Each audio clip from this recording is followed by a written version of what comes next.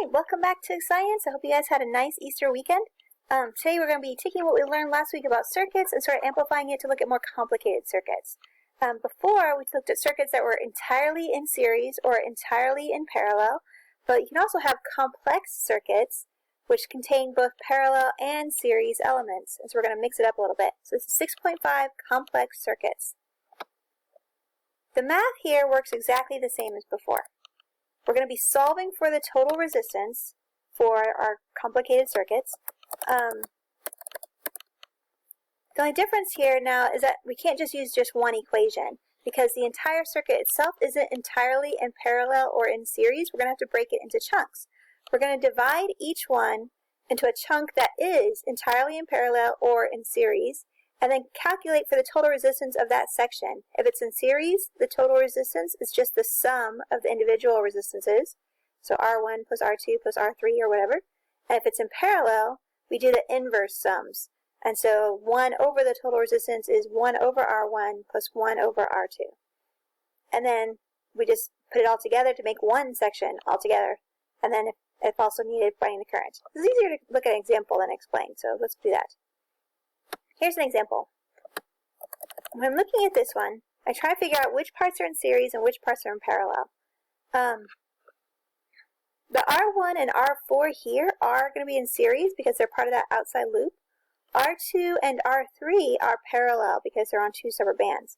And so but that chunk, this parallel section here, is in series with the rest of it.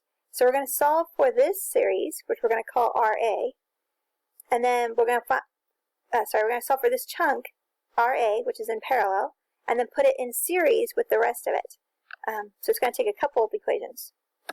So first we're going to find the part that's parallel, 30 and 50 ohms. So we're calling this little piece RA. So 1 over RA is 1 over 30 plus 1 over 50. So 30 and 50, we're going to take both of those up to 150s.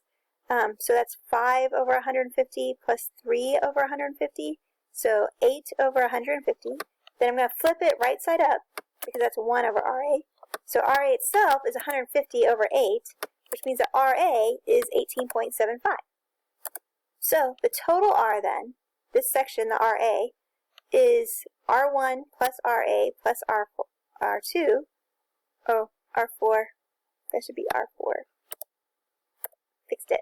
Okay, so 20 plus 20, these two, plus 18.75, this section. So 58.75 ohms is our total resistance. And now since this is a 10-volt battery here, we could find the current. Current is the voltage divided by the total resistance. 10 volts divided by 58.75 ohms gives me 0.17 amps. Anyway. So on your homework, I'm going to give you a couple other diagrams like this. This one's not particularly complex. It broke down into just two pieces. And so yours are going to be sort of similar to that. One thing to keep in mind, you can't just solve like this part in series and then put this chunk in parallel to all the rest of it, because this piece is only in parallel to this piece. It's not in parallel to the R1 or R4 here. And so keep that in mind. Only these two were in parallel. And so you solve for that part first, and then these three parts were in series. I hope this helps. I know this stuff's pretty confusing, and I really miss having you guys in class so I can check over your work in progress and stuff like that. But hopefully you guys can still do this. Anyway, that's it for today. Good luck with the homework. Send me an email if you get stuck. Thanks. Bye.